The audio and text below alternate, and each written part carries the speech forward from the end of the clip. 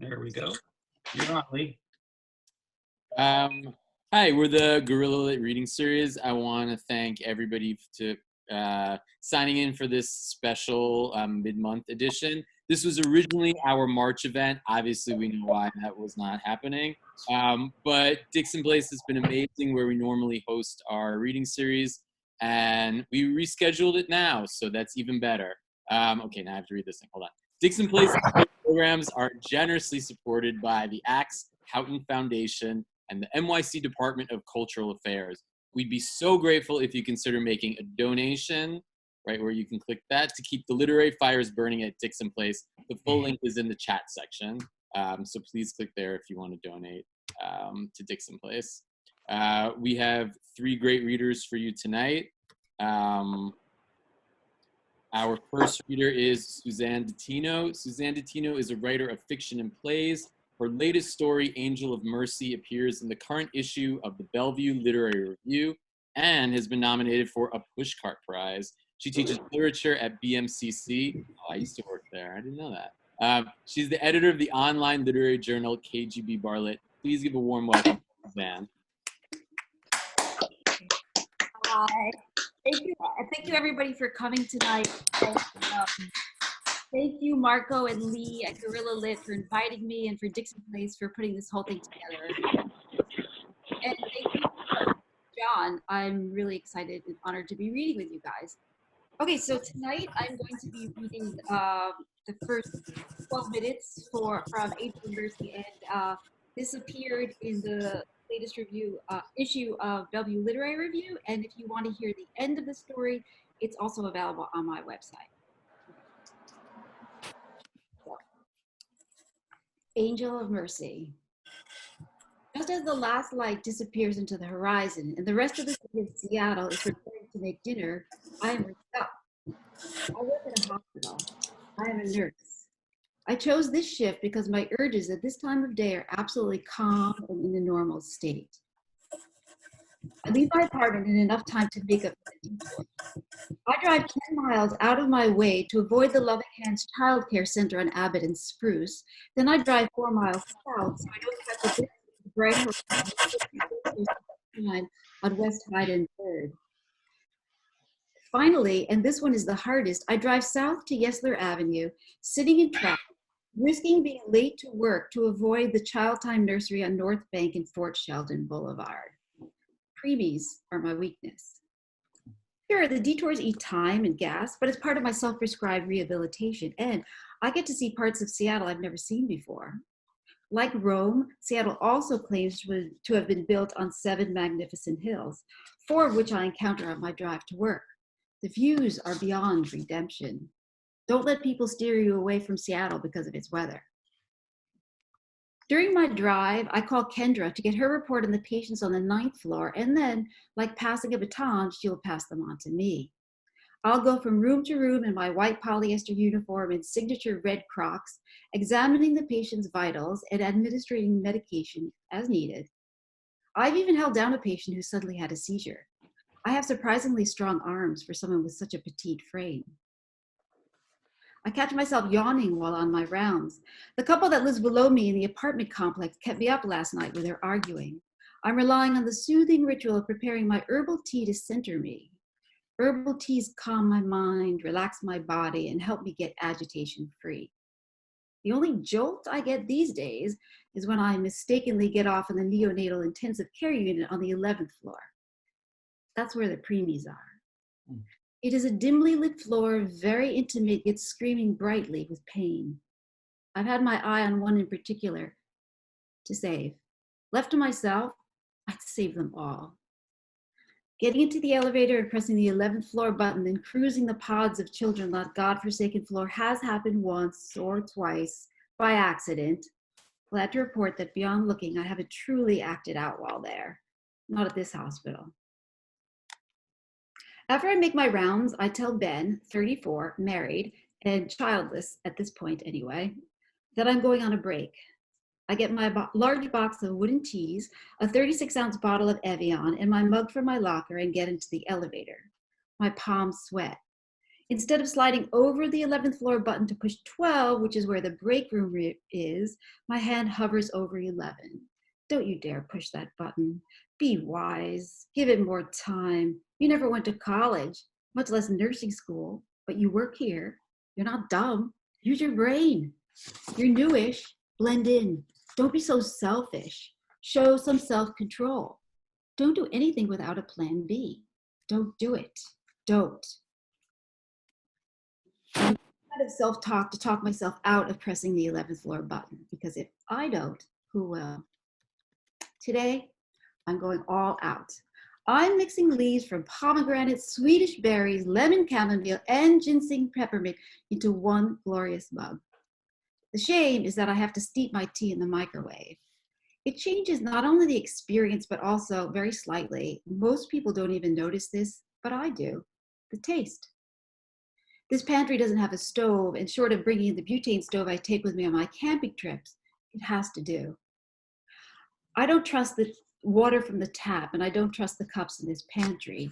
Germs travel like neutrinos. Hospitals are the least sanitary places in the world. No one is safe. A death rattle, in case someone doesn't know what that is a gurgling sound in a dying person's throat. It is similar to a sound a baby rattle makes when it is shaken. These sounds merge the line between new life and death. Is someone dying, or is someone entertaining a baby? Who can tell? They both sound the same. You could also say the circle of life begins and ends with a rattle. Though in my experience, when a baby dies, within my hands at least, it sounds distinctly like a gulp, a death gulp. But I'm the only one who calls it that. The families are in shock. So many tears, cry me a river. The doctors are called into question. The nurses are called into question. Security cameras? Who was in charge? How could this have happened? The media devours it. What no one stops to consider is, maybe the baby is better off. A baby doesn't have the ability to be its own advocate. Someone needs to take responsibility and do what is right for the child. The child can't be to blame for its life. It wasn't his or her choice to be born. Rape is no way to enter this world. And yet women are raped by their husbands, by strangers, or family members on a daily basis. And who wants that child born from rape? No one. Do we think that child wants to be alive in the world surrounded by all that hate, shame, and secrecy? No. And yet we all selfishly assume they do. Preemies speak with their eyes. They tell the world, I don't want to be here. We must honor that request with swift, ultimate action. Walking the hospital's corridors in my Crocs, absorbing its rank smells, hearing its pulse oximeters, I'm subjected to external stimuli that, if not monitored, increases my susceptibility. Don't need to stir the excitement pot by throwing in high-octane caffeinated drinks, espresso shots, chocolate, and what have you. I have to keep my emotional motor running on neutral so I don't act out. At the end of the day, though, the most truly effective thing I can do for myself is to keep myself busy with unimportant nonsense and constantly remind myself that eventually I'll be dead. It works. I'm so untriggered these days that the only thing that keeps me up at night are those white plastic Purell hand sanitizer contraptions that are placed literally every 10 feet in the hospital. The white dollop of antibacterial foam that it dispenses doesn't actually, not sufficiently anyway, get rid of germs. But if we don't use them before and after a visit to a patient's room, we will get written up by other staff members and even, I've been told, the patients, as if they need more to complain about. But enough infractions could lead to getting fired, and worse, would signal more about me than I care to be known. Them the rules, though. I have to obey. I didn't make them up. Rules raise my blood pressure. Rules make me anxious. Rules agitate me. In my entire 48 years, not a day goes by that I don't curse at least one rule. But putting things that agitate me into a larger context is everything. So I tell myself, Hand sanitizer equals first world problem. Just put your damn hand under the fucking Purell machine every time you enter and leave a room. As the campaign says, just do it. 99% of the time, I do.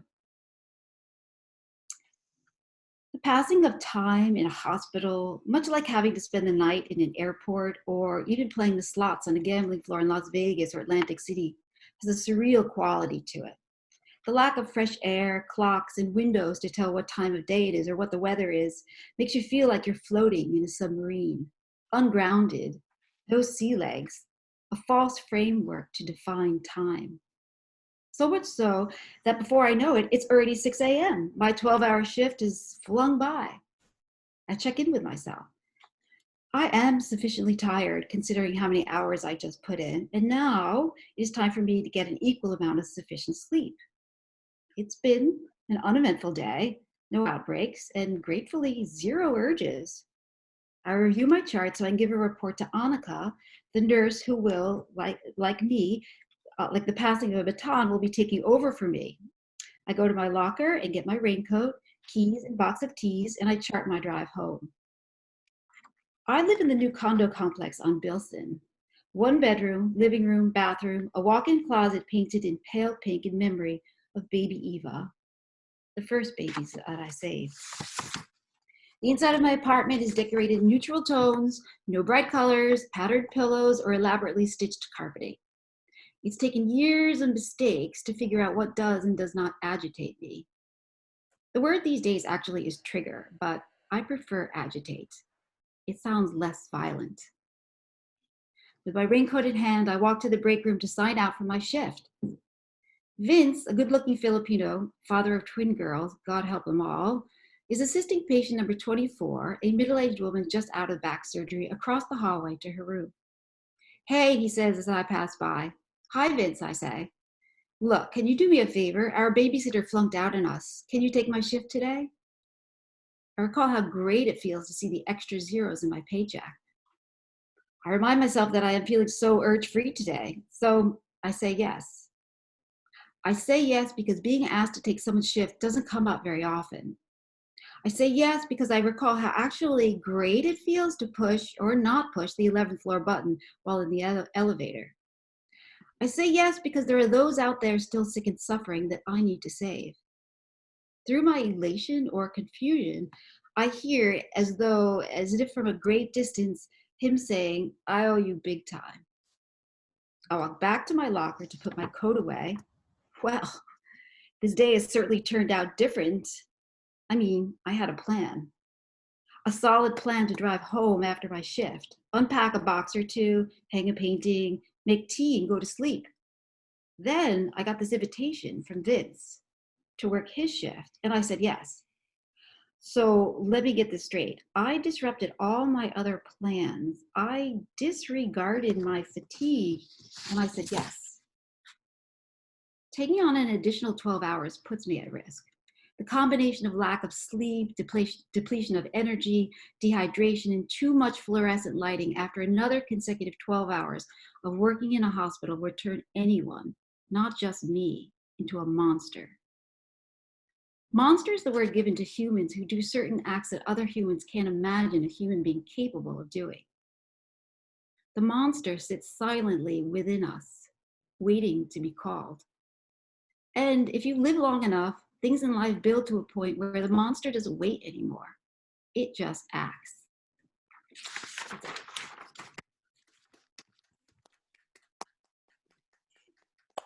Thank you. Thank you, Suzanne. I want to say we're going to also be having a Q&A with all of our authors.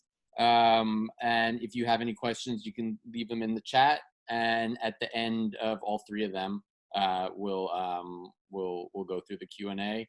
Our next reader coming up is, let's see the screen. What? Wait, there it is. John Domini. John Domini's latest book, The Color Inside a Melon.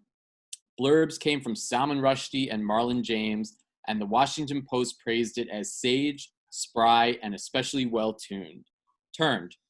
He has 3 earlier novels and 3 story collections. The Millions called his work a new shriek for a new century. Other books include selections of criticism and poetry. He's published fiction in the Paris Review and Ploughshares, nonfiction in GQ and the New York Times, and won a poetry prize from Meridia'n. Grants include a fellowship from the National Endowment for the Arts. Domini has taught at Harvard and elsewhere and makes his home in Des Moines, Iowa. Please give a warm welcome for John. Yay. Thank you. Suzanne, I was trying to send you a congratulations note there. There, I've sent it. Congratulations. And I'm very happy to be here. Marco or somebody, for what it's worth, I'm not seeing my face on the screen. And I don't think, I don't need to, but I'm just one of the faces at the top, if that makes a difference.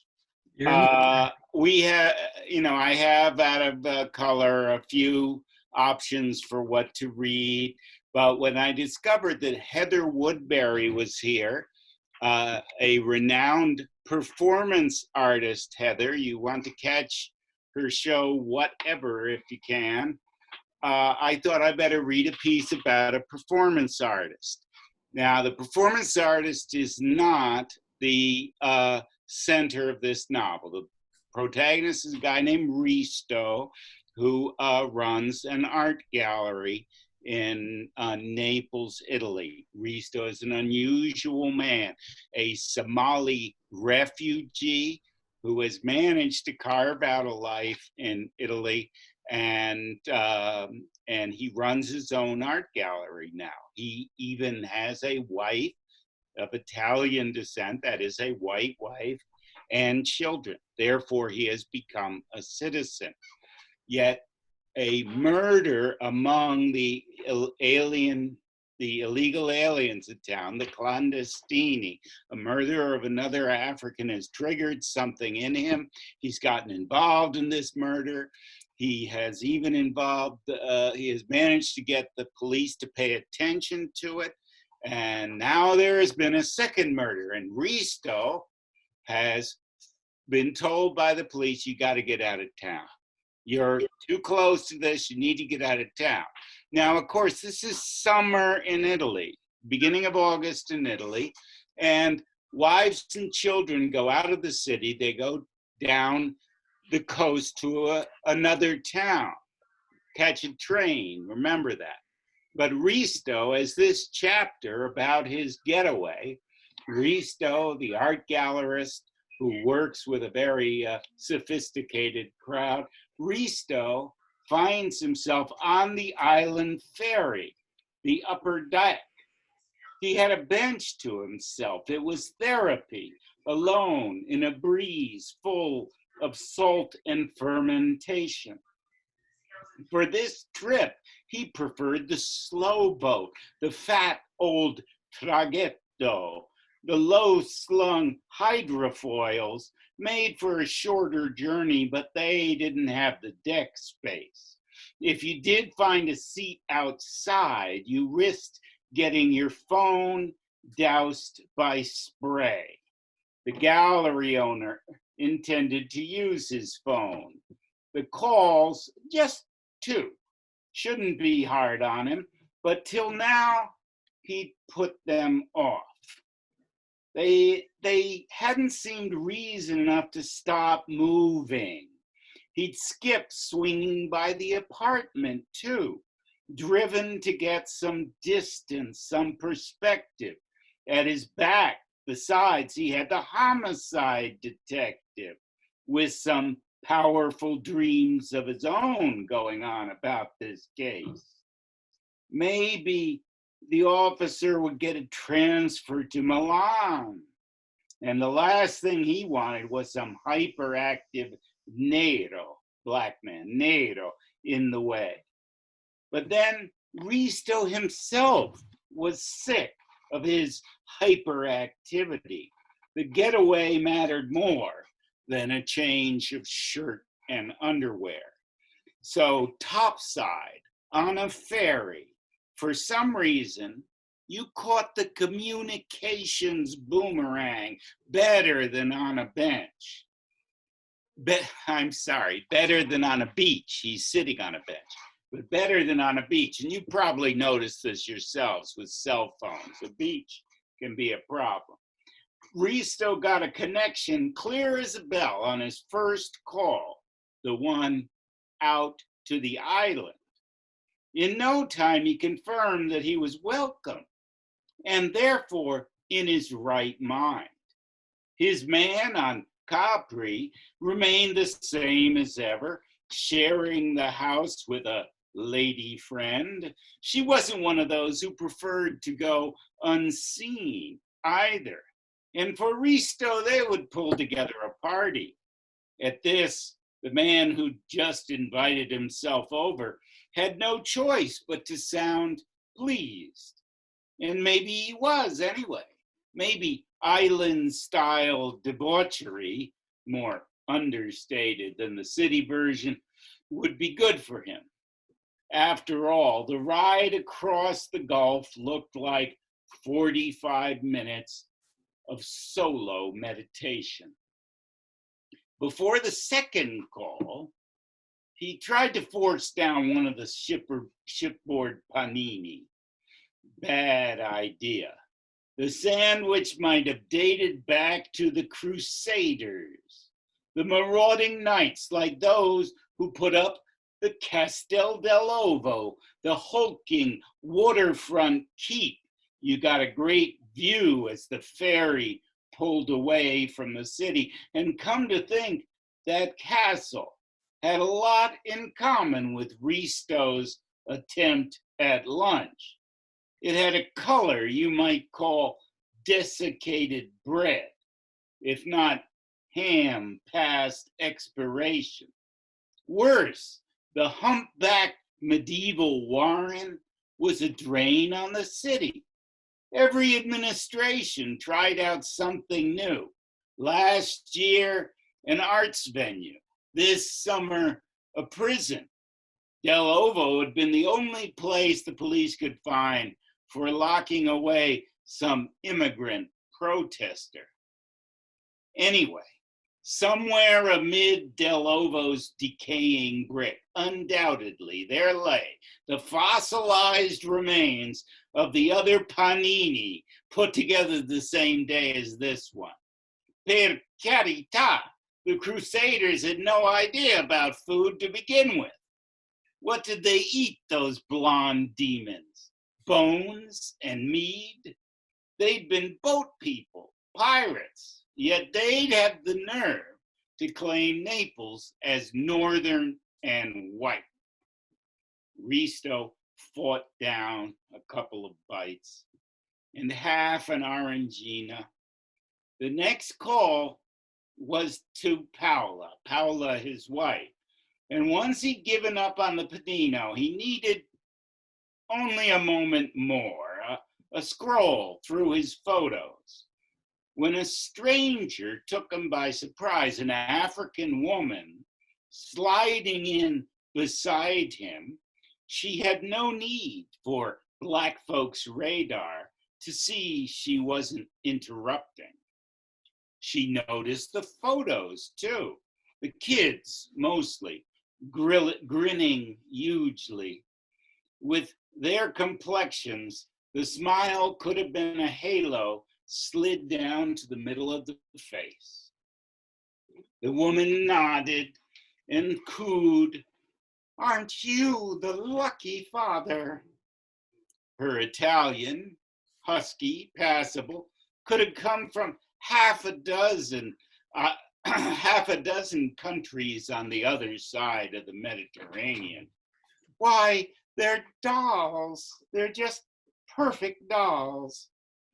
Risto didn't so much as raise his eyes, but she kept on. You ought to thank your lucky stars. One day soon, you mark my words, those two will make you rich. Maybe she did have some radar after all. This is something Ristos told himself. It's a joke between his wife and he. His kids are going to make them rich. Those two will make millions for you in the fashion magazines. Dubious as Risto found the compliments, he made a note to share them with Paula. He hid behind his Arangina and took in the uninvited guest. A woman no longer young, but slender and flexible and fresh from a shower. Her dress was a wraparound, its colors a match for one of his own splashy shirts. Okay, benefit of the doubt. The fashion magazines, he said. Oh, sir, you must have noticed. They're all the rage these days, mulattoes. Wherever she'd gotten the dress, she'd been careful to choose a forgiving fit. Her chest was so flat that you thought of drought in the Sudan. The woman's hair, though, that was a showpiece, a sunset gold page boy that fell across one eye. With a wig like that, her actual hair must be cropped as close as a man's. Risto thumbed through another few shots. Efta came up, blowing a kiss goodbye. Next was Juicy, the performance artist, striking a pose, of course. My. Even at phone size, Juicy looked like a star, Jamie Foxx of the Fleas. One after another, just look. Such a handsome array of colored folk. With a woman like this around, who needed a sandwich? She generated such energy, she had Risto noticing something new about his own photos. Other than Paola, he didn't have any white folks. He even left out some of his clients. Oh la la, the stranger continued. Comme ce sont beaux, les Africains comme ça, le sang mixte. The language was the least of what had changed. The voice had dropped a good octave. Small wonder Benetton can't get enough of them. The tawny pelts, united colors. Risto almost lost hold of his soda. The ads, Benetton, they're the opposite of the old story. Where's it from, that story, The 1001 Nights? Or was it Kipling, his Hindu act? Just so. The one about the leopard that can't change its spots. Why, that's the opposite of what these ads are selling. They're telling you, you wear our clothes and you're pretty as we are, in whatever color you'd care to become. The right clothes and scrub-a-dub-dub. Who says you're just an old jungle cat? Risto had the hiccups. Juicy. The performer tossed back his hair. A few colored sticks, an ointment or two, and he had a whole new face. When he laughed, he sounded a dozen years Risto's junior. So fetching a frock, he said, you understand? I simply had to. You of all people, patron of the arts, Aristofano, philosopher of happiness, you know I had to try. You had to try the frock?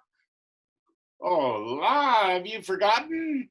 I'm a featured performer with the Expo in Città. Risto, the event just begs for something fresh, n'est-ce pas? One can't restore the city's cultural credibility in the sort of drab threads you'd see on Madame Mayor. Juicy would have 3/4 of an hour on the stage alongside the Galleria downtown. The booking loomed large for him, naturally, a refugee song and dance man who would never play the opera. Nonetheless, the Expo in Chita offered a stage sanctioned by the city. It was a show that ought to lead to better, and why not better legal standing as well? Was that so inconceivable? Up in Rome this summer, there'd been talk of a saner immigration policy. And look at that, a wild notion brought to mind by seeing his friend in drag. Look what the performance artist had him thinking. Risto knew himself, his densely populated head. These last days he'd had worse of a crowd than usual up there. Yet here, this Pulcinello out of Ethiopia, a man who took fiendish glee at warping the squares, he'd teased out stranger thoughts. He'd made his fairy audience aware of how, from time to time in this country, the earth could move. Up in Rome, they were talking. Juicy, he said. You're amazing. Dear boy, frankly, you have no idea. That'll do for now. Thank you. Thank you. Thanks a lot. Thanks. Thank you so much, John. Everybody, thank you. Thanks so much, John. For all of our readers too, if you went into the chat, there's also links to buy their books or to buy the magazine where Suzanne's story is. Our last reader of the night is Joseph Salvatore.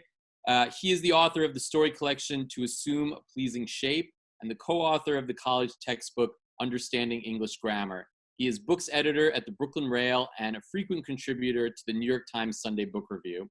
His fiction has appeared in, among other places, The Collegist, Dossier, Epiphany, New York Tyrant, and Open City. His criticism has appeared in the Los Angeles Times, Rain Taxi, the Routledge International Encyclopedia of Queer Literature, Angels of the Americlips, an anthology in New Latin writing, The Believer Lager, and elsewhere. He's an associate professor of writing at the New School in New York City, where he received the University Distinguished Teaching Award, and was the founding editor of the literary journal Lit. He lives in Queens. Please give a welcome to Joseph. Thank you very much. Hey, Marco, thank you so much for this invitation. I was really looking forward to being at Dixon Place, but this is just as good. I'm seeing some really friendly faces here. Kevin Carey just popped on. I see him. Hey, Kevin, long time no see. Lee, thank you. Everybody involved in this, thanks so much. And friends that are here, thank you for coming. I'm going to read so I have a story coming out in a wonderful anthology that I'm going to pop the link up to right here in the chats. It's called Tiny Nightmares, very short tales of terror or horror. And there's some great writers. It's sort of an invitation to literary writers to try their hand at some genre work, but in general, it's just a bunch of writers doing some horror work, and I'm delighted and honored to be in there. It's coming out on Halloween, but the way everything is going, I figure every little book can use a push, so I thought I'd promote it a little bit here and read a piece from it now. Get it on everybody's radar if you're looking for something to entertain yourself. This is it. So I'm going to read a piece from it, my story actually. It's quite short. I also want to, before I do that, just thank the editors of Tiny Nightmares, Lincoln Michelle and Najili Nieto, for this wonderful anthology. The story I'm going to read is called Downpour. I've never read it aloud before, so I'm going to take it a little slow. It's called Downpour.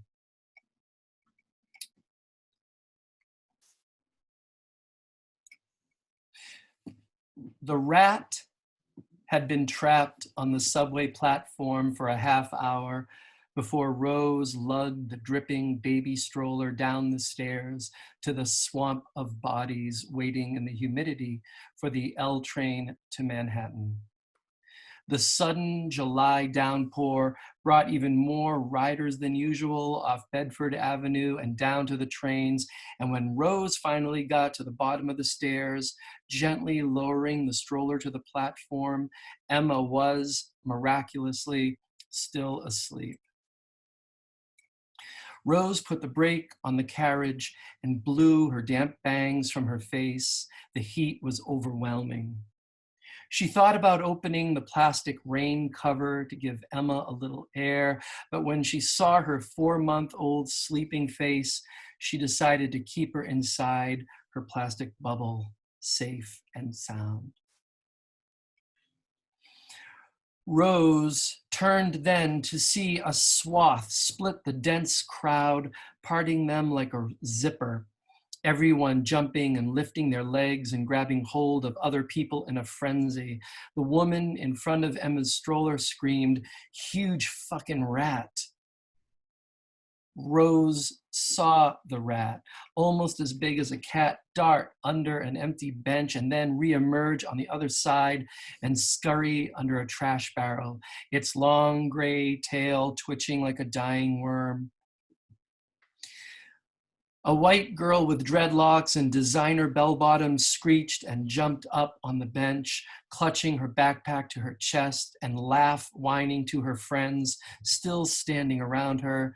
Someone called for help, at which point, Deus ex machina, a cleaner in dark blue subway overalls came running down the stairs with a broom the size of a hammerhead shark, with bristles as big as chopsticks. He silently moved into the crowd, laser focused on finding the rat. He held the broom up with 2 hands and stealthily approached the trash barrel as everyone moved back, crowding Rose and Emma's stroller closer to the edge of the crowded platform. The cleaner crept toward the barrel with the broom raised like a spear. The rat's tail disappeared under the barrel and everyone let go a collective groan. The man released the broom with a sudden fierce snap, throwing it like someone trying to spear a buffalo. When the broom stopped, the rat rolled out from under the bristles, not dead, but moving much more slowly than it had been for the last half hour. Some of the crowd whooped and others gasped. The man grabbed the handle and lifted the broom slowly. The rat rolled over quickly, and people began to move back again, this time forcing the stroller's handle into Rose's belly, backing her again closer to the edge of the platform, where she could see the red light of a subway train growing larger inside the tunnel.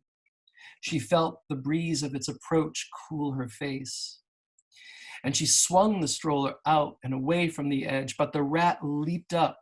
The crowd surged back again, and the man plunged the broom at it once more, not throwing it this time, but stabbing it in quick blows, stunning the rat, now lying flat on its belly, a rear leg sticking out at an angle impossible to believe didn't indicate a break. Someone shouted then for the man to stop, to leave it alone now. Rose joined the group and yelled for the man to sweep the poor thing onto the tracks, for Christ's sake. But her voice was drowned out by the roar of the arriving train. As the doors opened, Rose gently tilted the stroller back over the lip of the car's floor and pushed across to the other side, nestling it tight between the doors and the blue seat next to it. She used her foot to kick off the brake, leaned against the doors, and watched the man sweeping the dazed rat toward the platform's edge, pushing it hard and fast, the fat rat rolling among the bristles.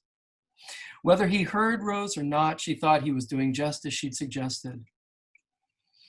It was then the rat leaped up, as if it had been playing possum, electrified and wild, running between legs and luggage and jumping between the subway doors just as they were closing, a dark blur flying at knee level across the car. Rose looked down just in time to see the rat's tail disappear under the rain cover of the stroller, a dark, fat shadow moving up and over Emma's body toward her face, a wild spray of red splashing across the plastic bubble, Emma's tiny pink socked foot beginning to kick wildly, and Rose tore into the rain cover but could not puncture it, could not pull it off the stroller's frame. She pitched the whole thing over then on its side and went up under it with hands and head disappearing in the same spot the tail had disappeared moments ago. Under the cover, it was hot and wet, so much hotter and wetter than the Brooklyn afternoon out of which she and Emma had just stepped in search of some relief. The end. Thank you. Just a light, happy little tale to get through the pandemic. Thank you, Joseph. I want to thank all of our readers, Joseph, John, and Suzanne. So we're going to go to the Q&A portion of this. Let me see all the great questions that people have asked. Okay, here's one from Christopher Gaddis to Suzanne. He would be interested if the original draft of your story has been slightly updated to fit our recent times, or was it in your original final draft?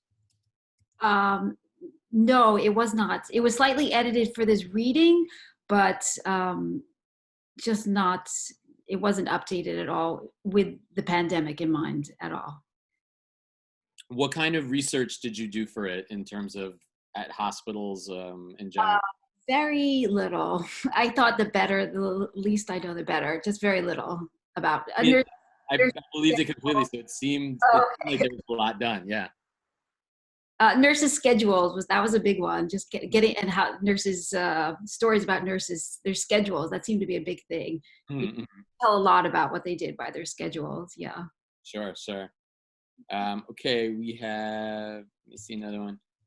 This is also from Christopher Gaddis to John. John, what inspired the location and your characters? John, I think, John, turn on your unmute.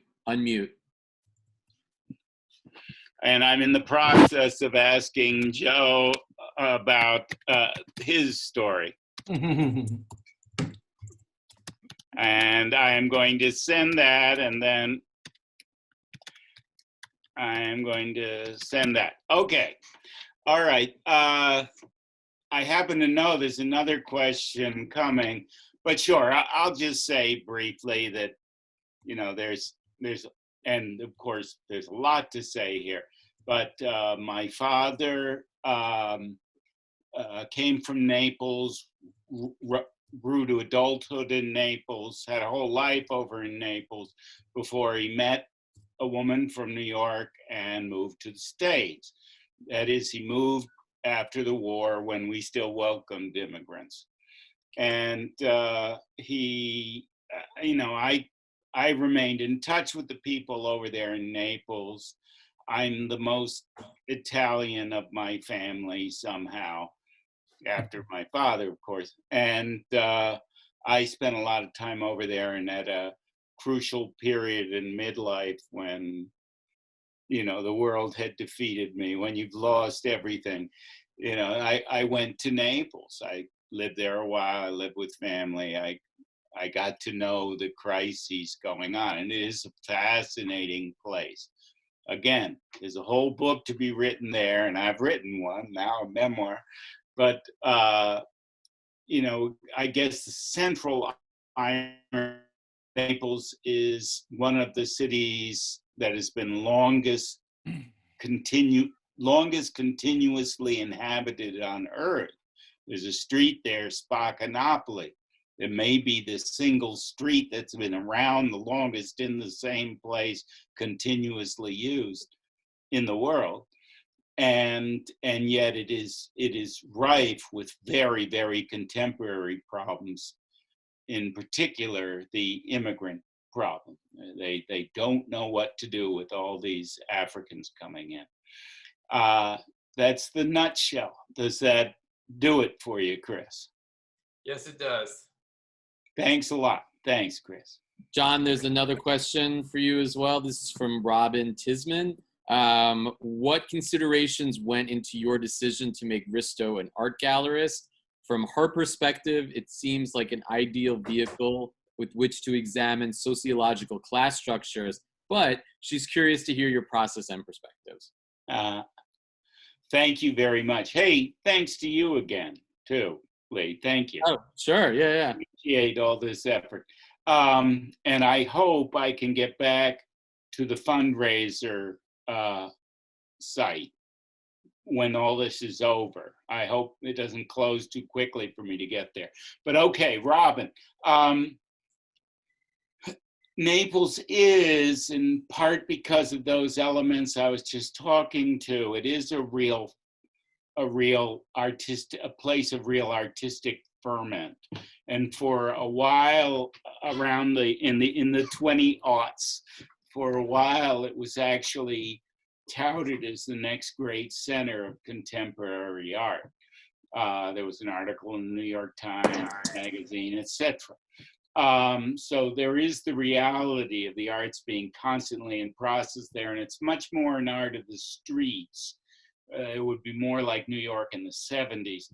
An art of the streets. There's a tremendous graffiti scene there, and of course the performance artists. That's a real career path there, to be a performance artist, somebody who basically gets up and tells jokes and does some fancy physical work, and that's your evening, is watching this person carry on.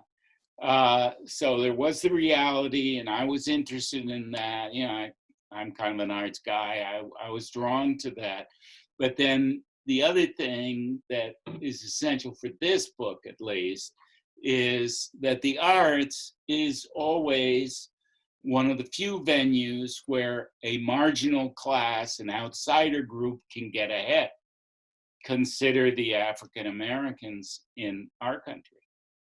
You know, that's one of those areas where if you're sharp enough, if you please a couple of the right people, you can move up. And that certainly was obvious to me. I too met Africans who were making a living in film or in the visual arts. That Risto runs the place, is the gallerist. Well, that's actually a plot issue that comes out. But in order to do that, in order to own property, he needed some helping hand. And I guess I should leave it at that. He found a helping hand, but in Naples, those hands are always a bit dirty. Hope that helps. We have two questions for Joe. Joe, this is from John. Please talk about where you ended in terms of reading your story. He says the cutoff was perfect. So if you could talk. Yeah. John and others, as writers, I feel I'm often at my best when there's a constraint on the writing, some kind of formal constraint. So for instance, when I cover books for the New York Times, they are hard about their word count, and I usually overwrite. I overwrite, to find my way into the material, but by the time I have to make that word count, it somehow becomes better because of the forced cutting. And so too here with the story, there was a minimum number of words that I was supposed to meet, and that kind of set the frame for the story for me. But this past semester in my MFA class, I was teaching some stories from Rod Serling's book, The Twilight Zone, which was this weird old paperback I found years and years ago. And some of them were taken straight from the scripts, but he wrote them in prose. And I was interested in the way he was ending, to see in prose the way these stories come to an end. And having been raised on the sort of dead-end minimalism of Carver and and Beatty and stuff. I was always interested in how you could leave the story feeling as though it's actually, as they say, opening out, as opposed to the curtain closing, but rather to feel that you just opened out. There's an ending to Where Are You Going, Where Have You Been by Joyce Carol Oates. And that too just leaves you don't really know, but you kind of know what's going to happen after that. Nothing good. And I think that was the impulse on my part, to leave it where nothing good is going to happen, and sort of in some kind of classical sense, not really show too much of the horror. The second question for you is from Minerva Martinez. And she asks, was it a particular hot and terrible subway experience that inspired your story? What was the inspiration for it? And she also thinks she knows the rat. It also made me very I can't believe how much I would want to be on like a hot, crowded subway in normal times right now. Like that Yeah. I might be dreaming about. Yeah, I had to go into the city. I had to go into the city recently to get some stuff out of my office. That they opened the new school for like a couple hours on one day, and I tell you, it may have been my imagination, but those rats were huge. It was as if, I don't know, they were everywhere. But okay, so that actually happened to me. What happened was I had come down, and there was a rat that was not going away, kind of like the shark in Jaws. And a big guy with a big broom was chasing it, pounding at it, and the thing wasn't dying. It was a real fight, and it seemed kind of Moby Dickish, And then all of a sudden, the rat, the broom got the better of the rat, and the rat was stunned. It was completely hurt, and this guy kept poking at it and hitting it and kind of taking some pleasure in it. And at that point, and I'd been the one I was ready to see the rat go away. And then after a while, I started to feel kind of bad for the rat. You didn't need to go at it any further. And but I didn't have the moral courage to say, stop it. So in the story, I wanted to explore that a little bit. And that's that sense of that change in my mind about a rat never left me. And it came out in this little story. So this is a question for all the readers, or really anybody who wants to answer. This is from JT Price to everyone, who asks, child baby endangerment seems to be a theme for tonight. What is it about having dependents that haunts a writer? And in some way, does writing itself count as a dependent? Which I think is a very good question. Yeah. So yeah, Well, who wants it? I'll start by saying my child isn't so much endangered, 2 children, as being ignored by Risto in his present frenzied state. And in fact, that scene gets into that. Juicy is more than smart enough to know that his friend's wife and children are down south of town, not out on the island. What are you doing here? We're both in the same boat, he said. But I would hope that one of the things Risto is working through is the question of his commitment to his new life, which includes his new family. Somebody else? Anybody else? Suzanne? Yeah, I was thinking about child endangerment. I was really focused on creating a character or normalizing a character who does despicable things. And then the most despicable thing would be to harm a child. So in that sense, I was thinking about child endangerment. That's how it was the worst thing anyone could do. Mm-hmm.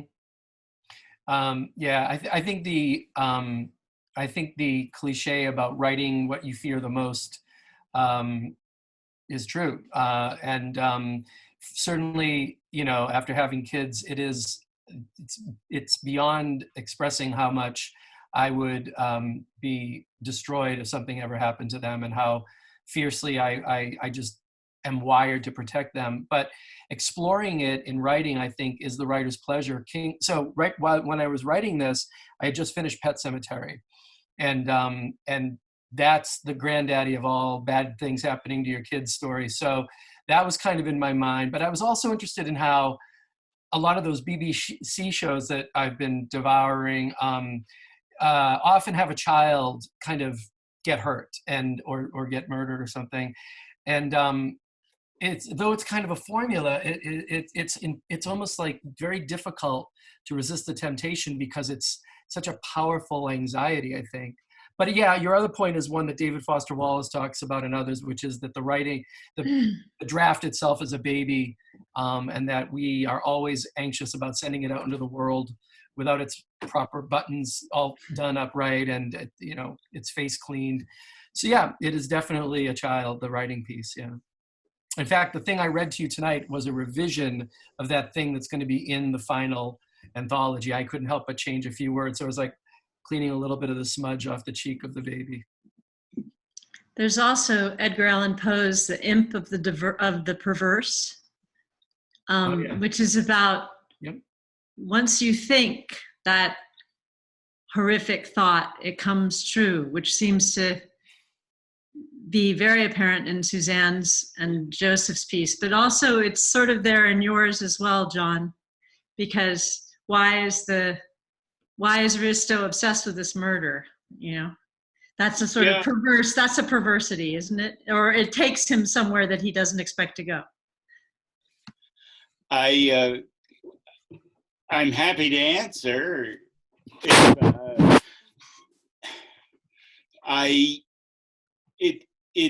Some of the reasons why Risto is drawn into this particular case are obvious, and I didn't want too needed connection, like he came from the next town over, or he was a member of Risto's clan. I didn't want that.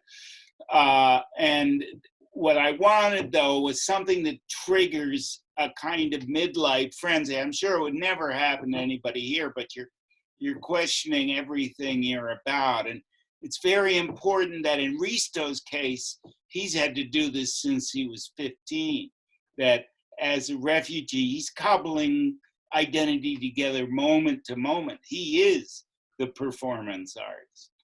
And the murder takes him to a reality that about identity, about his place in Italy, that he has to grapple with in order to move to the next point. It's a midlife crisis story in which the man does not buy a red sports car or wake up with a 20-year-old. John, this is another question for you. It's from Fred Gardaff. I might have mispronounced that. Gardafe. Fred asks, reading excerpts from novels can be like one-night stands. How do you choose a short segment from a longer work to present at readings such as tonight's? Well, I wouldn't know anything about one-night stands, but I try to pick things that are in. When I actually made the decision, I was down to 2, and I made the decision to go with the second one, which I'd already worked up, and I knew what I needed to do. I'd made cuts for reading. I made the decision to go with that one when I discovered Heather Woodbury was here. I did. But, I'd already made, I'd done the beginning work a long time ago when I first thought, this is a pretty interesting, an interesting and contained episode, and would work well out loud. If I can do the voices, it'll work well out loud. But the classic place to read from a novel, of course, is right from the beginning. And at a number of my readings, I've done that. I've just read from the first pages. But even there, you've got to make some changes. You've got to have some introductions, something. I was going to show you another note, but I guess it's meaningless.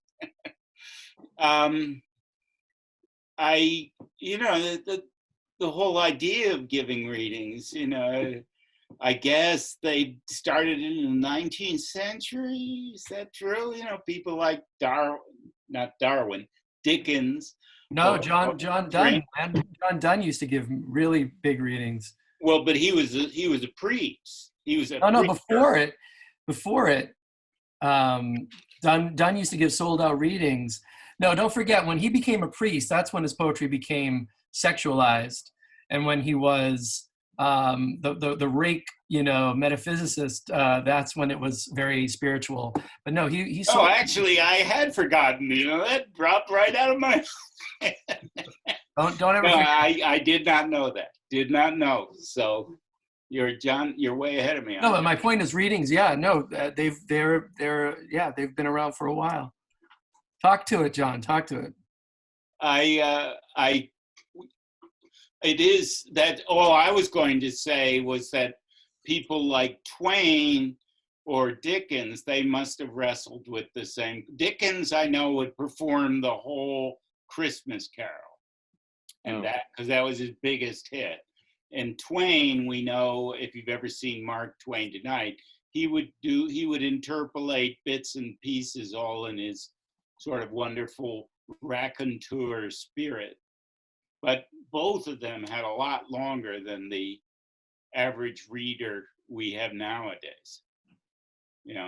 You've got to be a Nobel Prize winner or something to get 45 minutes on stage.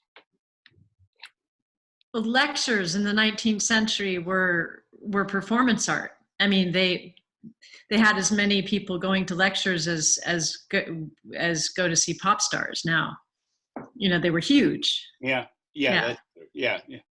And Nabokov, of course, was a great lecturer. And there's even a movie of one of Nabokov's lectures.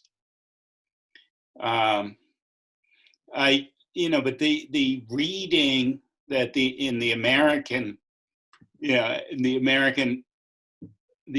the artistic product is promoted by readings, and so you've got to have this shorter, punchier thing that you're delivering.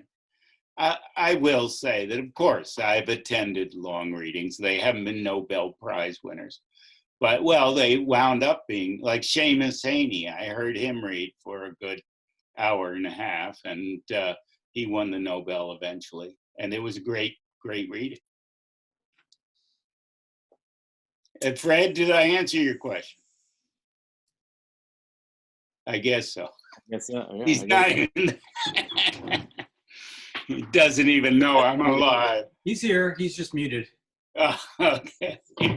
Are there any last questions for our three great readers?